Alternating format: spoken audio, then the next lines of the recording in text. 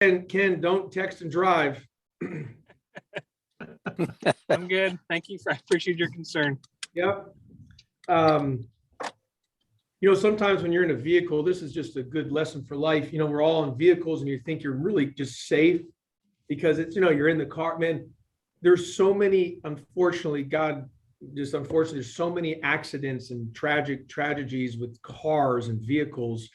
And people forget, just, a split second of someone could be tired, texting, drinking and driving, or a split second of car.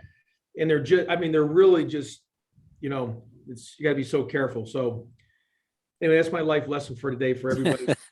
Be as defensive driving as you can. And that's including myself. I have to be better as well. So for all of us, we all got to be great defensive drivers. Secondly is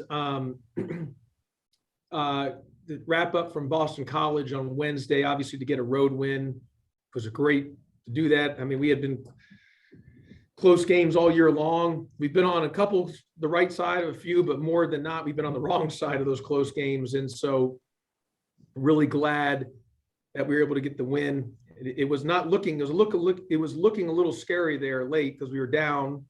And then, we hit some big free throws late. I know Davon hit two. I think did Khalid hit two before those? I can't remember. I'm pretty sure it was Khalid hit two, Davon hit two, and then obviously Tristan made some big shots. So really proud of our guys. Turn our attention to North Carolina. They're, I think they're really good. I think the first time when we played them, they were playing as well as any team in America. I think, they're playing, then they lose a tough one to Notre Dame. It didn't have Dawson Garcia that game because of a concussion. But then they go, they play Virginia at home and just, played so well. So they're really, I think when Carolina's playing at their best, they're good enough to make like I said, Duke was good enough to win the national championship. Obviously, Carolina's good enough to go to the Final Four if they're playing at their level. They have enough talent to do that. They're really good. So we'll have to play well. They've been off all week. Obviously, if we're small, they're really big. Baycott is averaging 16 rebounds a game in conference play. That's incredible. And they're just, like the Brady kid, he's legit 6'10". I don't know if Dawson Garcia is playing or not. I haven't seen anything yet. Is he playing, Kelly? Did he say he's playing? I don't know. Yeah, I don't know. We've looked, and so I don't know if he's playing. So we'll just see it maybe in warm-ups or maybe by tomorrow something will come out. But either way, we'll have to play really, really well, and we're going to have to score the ball. That's going to be another thing too.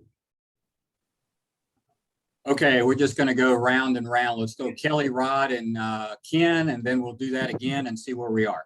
And now it would be really nice if Tristan hits another 7 threes too. That would help. Do you stick with just trying to go opposite and play small and just roll the dice and let's go?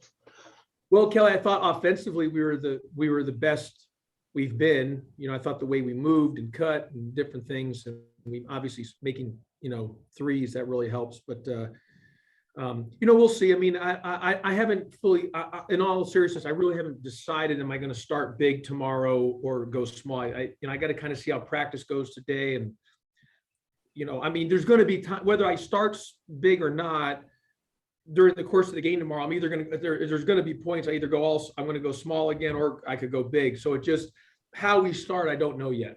And I just need to I need to see how today goes before I make any decision. Rod.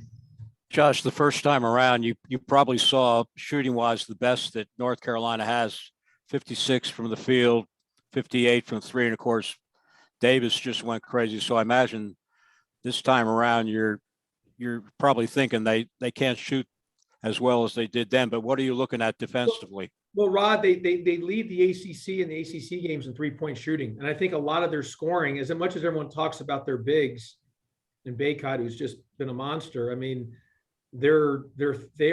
they lead the ACC in three-point shooting. They're one of the best three-point shooting teams in the country. They got great guard play. So even how they shot it against us, I don't think it was a fluke. They just are a very good team. We're going to have to guard. You got to guard the three. We've done a pretty good job this year of guarding the three. In that game, we didn't.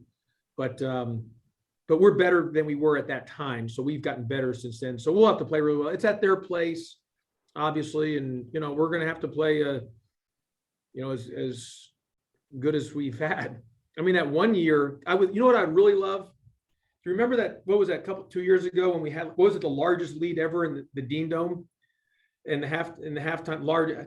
I'd really like to get that lead. That would make me so much better if we could get that lead again. I'm not sure we're going to get that lead again, but that sure was, gave you a little cushion going. And let me tell you this, in that second half, Moose, am I right? We needed every cushion of that first half lead because Yeah, exactly.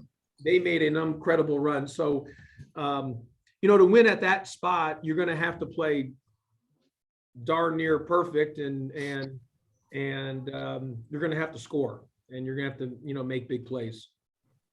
Before we go to Ken, just to confirm, Carolina leads the ACC in field goal percentage and 3-point percentage in league games. So that's confirmed. Ken.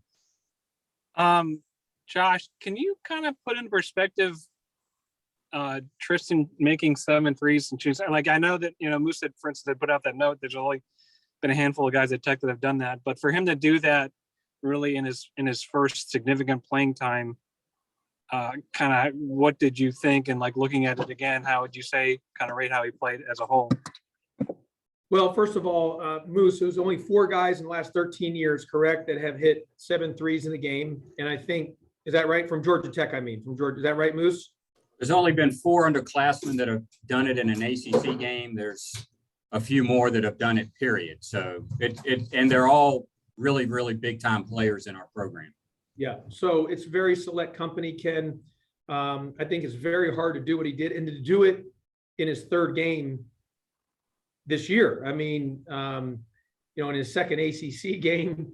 So I was really proud of him. He's earned it to that point. He stayed the course. He's kept working, and it was just a big time performance. And we needed every single one of those. And he also did a really good job defensively. I thought he really played well overall. I really thought he had a really good game, and I was really proud of him. And I look, I like our young guys. I mean, Tristan technically is a freshman, even with the COVID, because technically with the COVID year, he's still a freshman. Debo Coleman's a freshman. Miles Kelly's a freshman. Miles is a better shooter than his percentage. I'm telling you, he's due to get hot. I think Jalen Moore is going to be really good. But he's a freshman. You look at Davon Smith, who I thought really played well last game, maybe the best since he's been here. Technically, because of the COVID year, he's a freshman. And obviously Saba and Jordan Mecca are both freshmen because of the COVID year. So we got a lot of young guys, and each young guy's got to continue to stay ready. I mean, Kyle Sturdivant technically is a sophomore based on the COVID year, and same thing with Rodney Howard. So, we've got a lot of youth and young guys in our program, and Tristan was excellent, Ken. I mean, just, really proud of him and stayed the course, and it prevailed on Saturday or Wednesday, excuse me, prevailed on Wednesday. Go back to Kelly. Speaking of the young guys, it seemed like once Tristan got going, it got Debo going. And I imagine seeing that and seeing the success can have an effect on those kids and give them some confidence, because it seems like maybe confidence is the one sort of last piece for some of these guys. Like you talked about Miles, having shots rim out, needing to see them go through the basket. Does Tristan having that success key Debo to get to him to do what he can do, and Davon to play better and that kind of thing? Yeah. And Kelly, I also think it also helps with Michael DeVoe.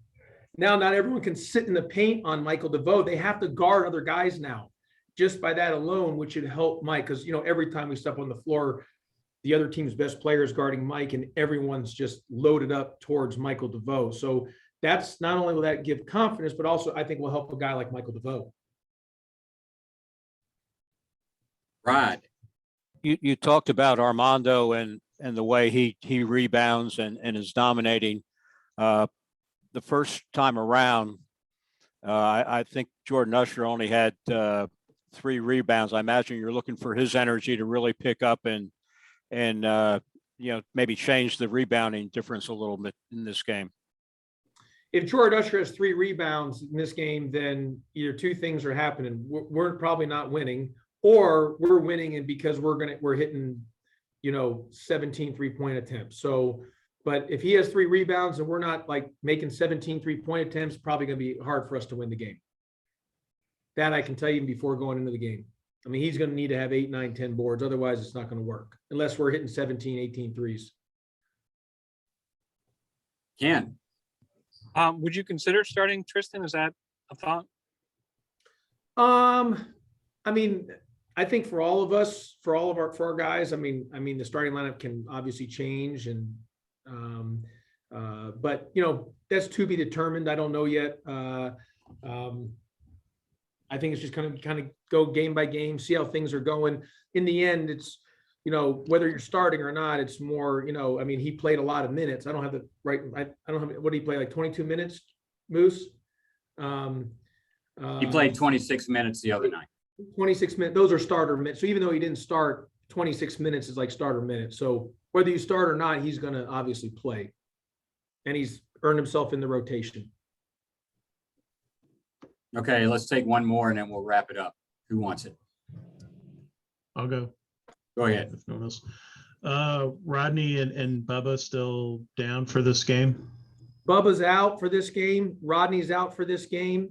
I'm hoping next week we can get some more clear picture on Rodney. Bubba's knee has still been very swollen and very sore. I would, at this point, be highly unlikely Bubba will play again this year. If I'm a betting man, which I'm not a betting man, and the only reason I say that is his knees, he's still very sore and hasn't gotten any better since the soreness from Duke. So, and the only way to eliminate that is full rest and recovery. And, you might talking another 3 weeks for that. At that point, you're already so far down the road. Could be another month. I don't know, another 2 months. That would be more of a medical decision, but I don't see him coming back. And maybe he does, Kelly. Maybe next week he feels better, but there is real concern that that he's not able to, the soreness and the swelling is still there. So he just might not be ready to be back in the near future. Okay, that's it. Thanks, Coach. Okay. And Ken, I see your son behind you there. Tell him I said hello. Oh, well, I'm sure he's happy to see you too. Yeah. And hey, make sure your dad buys you whatever you ask for. The most expensive thing that you can ask your dad. Make sure it's over $600. Beg your dad. To get $600.